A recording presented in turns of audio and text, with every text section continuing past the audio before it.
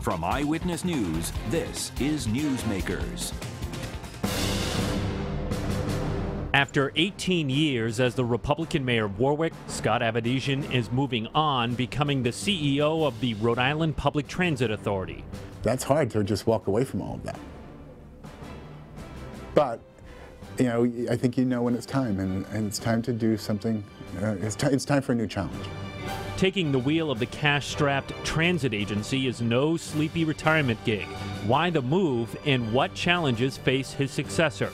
Our guest on the first half of Newsmakers, Mayor Scott Avedisian. Welcome to Newsmakers. I'm Tim White. On the second half of the program, we're going to have a reporters roundtable to talk about this wild week of news. Joining us will be Rhode Island NPR political reporter Ian Donis and reporter for the Associated Press, Jennifer McDermott. But joining me on the program now, as always, from WPRI.com, reporter Ted Nesi. Mayor Avedisian, you were part of that wild week of news, which is why we have you in the seat. And by the way, congratulations Thank you. On the job as CEO at RIPTA. Look, you've been mayor for nearly 2 decades, and I'm sure there have been times where you had other opportunities before you, and you have said you've considered running for higher office. What was it about this moment, Mayor, that was different from the others? Well, having been the chairman of the board at RIPTA and really understanding that and having spent time there, when all of this came into play, it just felt like it was the right decision, right place, right time. You don't get a lot of those moments when everything falls into place correctly, and so. Well, let me be blunt. Were you growing tired of 18 years? That's a long time. Were you getting weary of that? No, I think, you know, in those 18 years, there have always been these really incredible projects to work on. And so I had to take stock of where are we. So when I ran for mayor in 2000, I talked, and I think some people thought I was crazy, about this connectivity on a train station at the airport, letting you go directly across into the airport. So buildings all of city center. Well, city center is, you know, we've reached agreement with the airport. We've reached agreement on runway extensions. A lot of the projects that I talked about have come to completion. And so it just seemed like it was time to go do something else. How did the RIPTA job come about? Did Governor Raimondo's team approach you? Was there an application you put in? Where did it come from? Actually, I've been talking with the chair of the board, my replacement, Mr. Kazarian, in the 2 years since I've been gone, on a regular basis, just to say how things going, whatever. So it was the Armenian connection. Though. Well, it could have been the Armenian connection. You know, it is Rhode Island. We are a very, very strong tribe. So I have been talking with him for quite some time, and asking him how the search was going and getting updates, and then a conversation with the governor said, you know, would you be interested in that? And I said, yeah, I think I would. And that's what started this whole weird series of events to where we are today. You know, Tim mentioned, and we've many times, we've written articles listing you as a potential candidate for lieutenant governor. I know you're interested in foreign policy. You've always thought about Congress potentially someday, but you're also a very moderate Republican. And you've been in office during this era where we've seen the party shift to the right, even more so maybe under President Trump. How much was a feeling that you were out of step with where the Republican Party was a driving factor in deciding not to go for higher office over these years? Well, remember, when I chose to become a Republican, I did so because we had leadership of John Chafee and Ron Makeley and Claudine Schneider, Lila Sapensley, Susie Farmer, Link Alman. Those are all people that made me want to be part of the party, and I've never left because I still believe in those bedrock moderate Republican values. It is more and more difficult to see what goes on in this very uncivilized world of politics today, and you know, it was time for me to step back and do something a little differently. Do you see yourself as the last of that tribe of, you know, the last lingering vestige of the John Chafee world of Republican politics? Well, there's certainly, I may not be the last, but there are very few left. Susan Collins gives me hope all the time that, you know, we will continue to have Senator from Maine. Yeah, I'm sorry. Yes, that we but will in Rhode Island, continue to have pragmatic voices be heard as well. Had you ever thought of, you said I never left, but did it ever cross your mind you might leave the Republican Party? No, when Michael Steele, who was he's a good friend of mine, and when he became party chair, and there were a number of defections, he did call and say, if you leave this party while I am the national chairman, I will come right to Rhode Island and get you. Which, you can say when you're good friends with someone. But no, I think it's important that there still be moderate voices within that party. Well, why would Michael Steele say that to you? I mean, did he suspect you might? No, but there were a whole bunch of defections that had taken place, and I think he was worried that a lot of New Englanders were starting to think that they couldn't be there anymore. All right, let's talk about Warwick. City Council President Joe Solomon will be interim mayor and has said he will run in the fall. Are you supporting Joe Solomon, a Democrat, as your permanent successor? I don't think I'll support anyone. I think my time, I've been there 18 and a half years. But you won't even support a Republican then? Well, it all depends. I think we have a long time before November to find out who runs. There was Andrew Morse, a conservative commentator, tweeted, and it was a valid point I thought to bring to you, that by doing it this way and waiting until late May to actually leave City Hall, there won't be a special election to fill your seat. And you actually were the winner of a special election in 2000 and how you got the seat. To an extent, is that denying the will of the Warwick voters the chance to very quickly decide for themselves? They've picked you repeatedly, but now they are just getting Joe Solomon for a time rather than being able to say who should be the mayor as soon as you're done. Well, I think if I left before May 15th, you would have 4 elections between now and November. You do special primary, special general. For mayor. Right. And then the regular elections. Well, and then it would also trigger a special, depending on who ran in the special for mayor, you may end up having council races, so you could have numerous elections in that time period. So you just thought it was an expense issue? It's going to be a lot of money. What is the single biggest challenge? You talked about all the accomplishments you're proud of, the projects you saw through over your tenure there. What do you see as the single biggest challenge for the next mayor of Warwick? I think the biggest non-financial challenge is going to be to piece together a better relationship between the city council and the school committee. And well, of course, there has been a lot of turmoil in the school committee, but you said non-financial. Well, because finances are always an issue. You have to be very diligent on a budget and keep to that. But I think the biggest, because I don't believe there'll be any cuts in state aid this year. So I don't think you're worried about losing revenue that you thought you were going to have. We've had years where right up until the middle of June, you're worried about whether or not the state aid is going to come in. That's not an issue, but you always have to be diligent on the budget. Speaking of revenue, let's talk about RIPTA. As I said at the top of the show, this is no easy retirement gig. No. There are very real challenges facing the Public Transit Authority here in Rhode Island. It has struggled financially for many, many years. Is there any low-hanging fruit the agency can go to boost its revenue that you see has gone untouched? You were chairman before, so you have an intimate knowledge of it. I think there are several, and part of that will be there's a really good staff there, and so once I get there to roll out some of those things right away. I want to go back to Warwick, actually, because I want to ask you, you talked about the accomplishments, the things you're proud of, the projects that got done. What do you think was your biggest mistake? I have to imagine 18 years, you think you made at least one. Oh, I made at least one a day. I think that's human nature. I think my biggest mistake from the beginning was I should have had a real policy person on staff.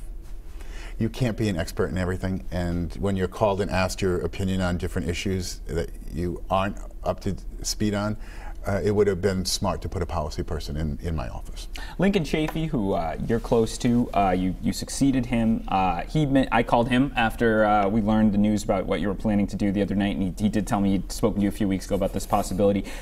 Did you float the idea of him running for mayor again when you guys talked about this? That's been, the buzz in politics. Did you ever think that was a real possibility? We did joke about that. I didn't say, are you going to run? But I said, you could always run for mayor again. I said, I think we still have some of your signs. Well,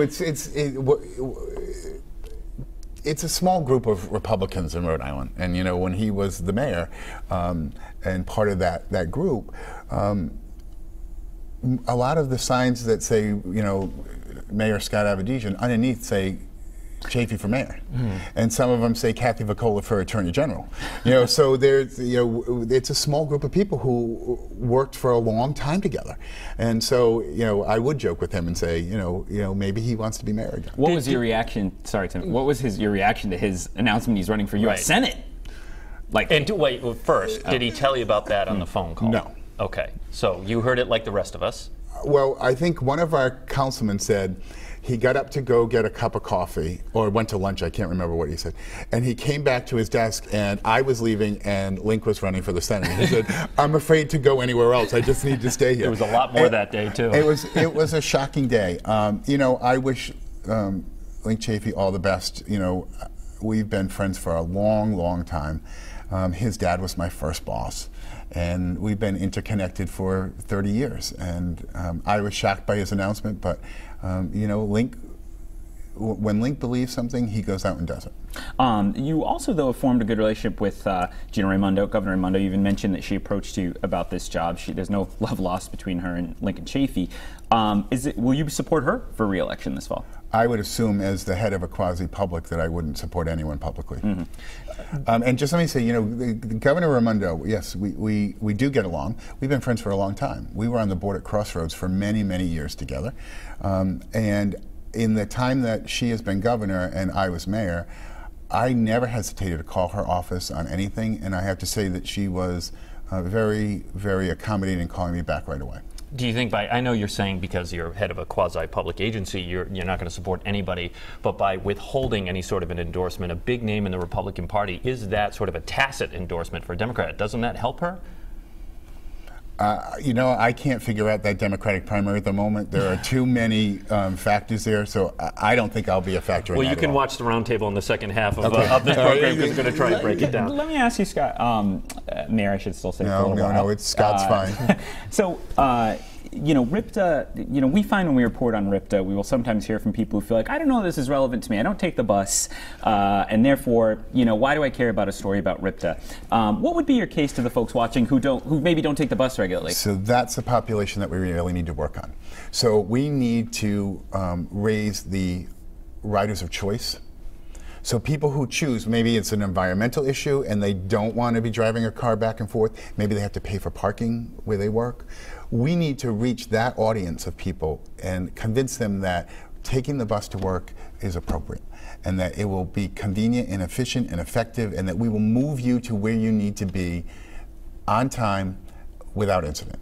And when you can raise the riders of choice, and maybe that's express service, maybe we figure out the towers in Narragansett, are there enough people that we could get to go there to take the bus in every morning? You know, maybe it's a different kind of bus. Maybe it's got some bigger seats with, you know, Wi-Fi available. You can work all your way to into the office. We need to pick up niche riders, and much like what we did at the airport, and much like what we did on saying, okay, where's a destination that people will go to from here, right? So it's one thing to have an airline come and say, we want to bring service to San Antonio. But if we don't have people who want to go to San Antonio, that's not helpful. So much like what they did at the airport, and they did, you know, some studies to figure out where do people want to go and where are people wishing that we would have destinations to. We need to do that at RIPTA. We need to figure out, you know, is there, you know, express service to Newport all summer long? Is that what people are looking for? Is the bus service to the beach? Is that what motivates people to take the bus? There are lots of people who I think we can capture as riders who are currently not getting on the bus. Mayor Scott Avedisian, again, congratulations on the new job. And when you get settled over there, we'll have you back in the program. Okay. Do you have a date? Probably about May 15th. All right. When we come back, it was a wild and wacky week of news. We'll have everything you need to know with a reporters roundtable. Stay with us. You're watching Newsmakers.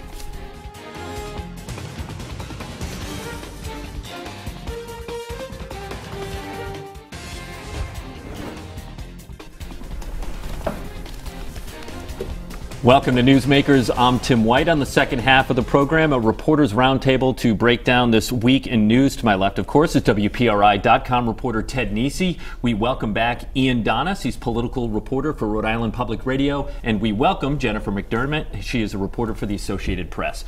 All right, we have a lot to hit up on, including the guy who was on the first half, Mayor Avedisian, Lincoln Chafee likely running against Sheldon Whitehouse in the U.S. Senate Democratic primary, Matt Brown running as a Democratic challenger to Gina Raimondo in the gubernatorial race, and Speaker Mattiello on the hot seat over a campaign finance investigation. I want to start there. 2016 just will not go away for Speaker Mattiello. Ted, give us a quick history here of what happened this week. Yeah, I'll try to keep it brief. So there were 2 complaints filed against Speaker Mattiello over the 2016 re-election campaign. One involved an allegation that his political action committee, which is a separate account from his regular campaign account, had spent tens of thousands of dollars more than was allowed on his own race as well as in some other ways. Second one was that his people had illegally coordinated that controversial mailer from Shauna Lawton, who was the woman who ran in the Republican primary, then switched sides and endorsed Mattiello at the end, and people thought it was dirty tricks. So the board came down this week and said Speaker Mattiello, in fact, spent $72,000 more than allowed out of his political action committee on his own campaign. But they didn't fine him and they didn't penalize him. They just, other than to say you have to take $72,000 out of your regular campaign account and now put it back in your PAC account. Then on the mailer, they said they found no evidence directly showing Mattiello himself personally ordered that, but there were emails that showed his aides directly involved in putting it together, despite kind of what they had been saying during the campaign. And 4 people involved, including 2 former Mattiello operatives, are resisting a subpoena from the board and could actually be held in contempt. So the board is going to try and continue to look at questions of coordination. Exactly. Okay. Yeah. So Ian, I got to tell you, I read all of it. I followed it. Ted had a nice explanation. For most people, that's pretty complicated. You have different campaign accounts, and they probably can't wrap their heads around it. Question for you is this a big deal? Well, it is, Tim. And as you say, a lot of people might not really recognize the significance of this. If you interviewed 10 people in Kennedy Plaza, you might be lucky if 2 could tell you the House Speaker is Nicholas Mattiello. But the Speaker of the House has enormous influence over state spending, state hiring, the control of the House of Representatives, which effectively controls the budget. So this is a big deal. And that's why Speaker Mattiello is trying to downplay this. He wants the story to go away, but he had a very close race in 2016. He defeated Republican Stephen Frias by only 85 votes.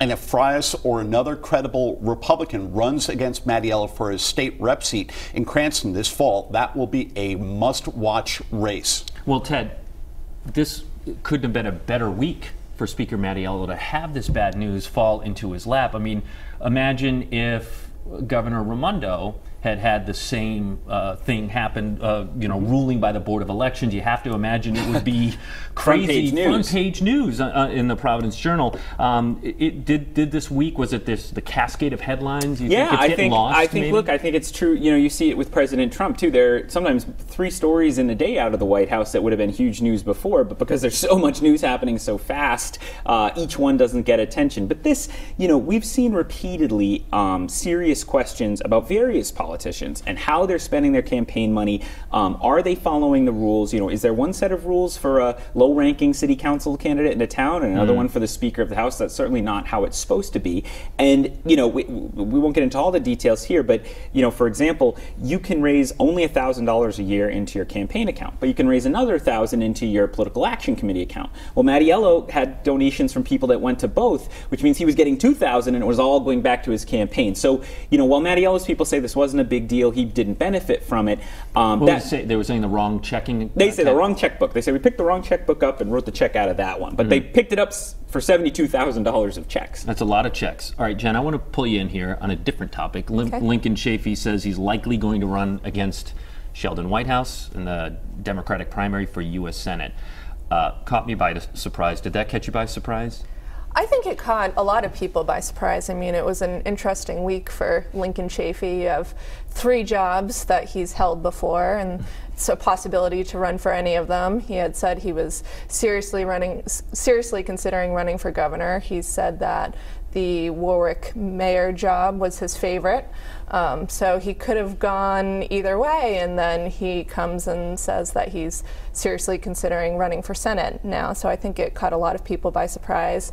We've spoken with some of his former aides, and not too many people seem to know this was coming. But he does have name recognition. He could pay for his own campaign if he wanted to. Sure, yeah. So he does have the luxury of kind of considering these different races and waiting to decide. Ian, what do you think the metrics were? Do you get it? I get your joke, Tim. Lincoln Chafee obviously made an issue out of the metric system when he was. So what was behind it? Well, I think he sees himself as still having a place in the politics of Rhode Island and the United States, even if some people have Chafee fatigue. He arguably had a standout role in the Senate when he was there before, inherited his father's position, and he was the only Republican to vote against the war in Iraq. That looks like a pretty smart vote right now. He also voted against the Bush-era tax cuts. People can debate both sides of that. But there was a story in the Providence Journal this week that he is kind of supportive of Vladimir Putin and Russia, and that's just another quirky, Chafee stance that will become grist for the mill if he does pursue this run against Sheldon Whitehouse. His decision not to vote against the war in Iraq didn't help him in 2006. We have to remember, though, of course, he was a Republican, and that was a tough year for Republicans, and that helped Whitehouse get in. Is he a threat to Sheldon Whitehouse? Well, look, I think in the era of Bernie Sanders and Donald Trump, I don't think we should ever rule anything out in politics, and especially as Jen astutely pointed out, Lincoln Chafee has name recognition. He has money. He has the things you need to run a credible campaign. On the other hand, he ran his presidential bid, which was an interesting enterprise in itself, on a shoestring budget. He ended up getting a lot of bad headlines for the one debate he was in. So, and I like how Jen pointed out, talking to his aides, you don't hear a lot of people involved. And that was the case when he ran for president as well. We would call people who had worked on Chafee things for him. They'd say, I'm not involved with this, I'm not involved with this. So, just saying you're running and mounting a full-on campaign for the U.S. Senate against a very well-funded incumbent, Sheldon Whitehouse is more than $3 million. Yeah, but how is he doing with Democrats in the party? I'm glad you said that, Tim, because we have our Eyewitness News poll from late February, and Sheldon Whitehouse had a 70% excellent or good rating with Democratic, self-identified Democrats there. And again, Chafee. So he's not weak in the party. No, and to remind people, Chafee says he's running in the primary. Right. So he needs Democratic primary voters, the most loyal Democrats in the state, to flip on Sheldon Whitehouse, who himself has been a loyal Democrat, is outspoken on a lot of issues Democrats care about. I'm not ruling out Lincoln Chafee is going to try to run on Sheldon's lack of support for Bernie, the power plant in Burrillville, some of foreign policy issues like the Yemen war. But he certainly starts as a heavy underdog against Sheldon Whitehouse. And Jen, on name recognition, another person who threw his hat into the ring on the Democratic primary was Matt Brown. Mm-hmm. He's going to run, he says, against incumbent Governor Gina Raimondo. Political observers certainly know who Matt is. He was a Secretary of State. He ran for U.S. Senate in 2006 in the Democratic primary there. Against Lincoln Chafee. Against Lincoln Chafee and Sheldon Whitehouse. But how do you think his name recognition is outside those circles? Do people know who Matt Brown is, do you think? I think it remains to be seen. He did serve one term as Secretary of State, but he has been out of the political scene in Rhode Island for about a decade now. He has some interesting ideas, particularly about renewable energy. So I think that will be up to him to see how he gets that across, and it'll certainly make for a more spirited primary than it might have been otherwise. No question. I suspect if we talk to Governor Raimondo's people, they would be happy that Matt Brown is running in the Democrat. Because he will, if he's in the primary, that means if he loses, he will not be in the general election in November. So the general election will be a big field. If Joe Trillo hangs in, he could take votes away. If Alan Fung is the Republican nominee, it would be one less factor working against Governor Raimondo if she is the Democratic nominee in November. We asked, Matt Brown was on the show. We talked to him about fundraising and the challenge of fundraising as an independent. You could argue getting into the Democratic Party is better for fundraising, but is it in this case? Well, I think, certainly I think Brown in some ways, I think Brown has a better case to make than Lincoln Chafee against Sheldon Whitehouse. Gina Raimondo has bucked her party on the pension reform. While she did have a lot of Democratic lawmakers voted for that, it's left bad blood with unions, bad blood with some retired teachers and people like that. She was initially at least supportive of the Burrillville power plant, which has been a big issue for folks on the green energy side of things. Her numbers were okay, but weaker than Sheldon Whitehouse in our poll. She was at 55% excellent or good from Democratic voters. Still positive, but leaving a lot of people who were at least lukewarm toward her. So, but again, Gina Raimondo, like Sheldon Whitehouse, has a lot of money, is the incumbent. She's one of only 2 Democratic female governors in the country. So Matt Brown is going to have to make a case and make it fast that she should be tossed out by her own party ahead of the general election. Meanwhile, he also needs to just get attention when we might be having a Lincoln Chafee, Sheldon Whitehouse rematch. We have a Republican primary going on. 20 seconds left. Yes or no, true or false, is the Democratic Party in the state right now scattered? It just feels that way. You know, I think when a party is as big as the Democratic Party is almost as big as the Chinese Communist Party. It has everybody in it almost. So I think there's always going to be a lot of divides in around Democratic Party, but I think the divides are really vibrant right now. All right. We have to end the show on that answer right there. Jen McDermott from the Associated Press, Ian Donis from Rhode Island Public Radio, and of course Ted Nesi from WPRI.com. If you missed any of it, it is online at WPRI.com. I'm Tim White, and we will see you next week on Newsmakers.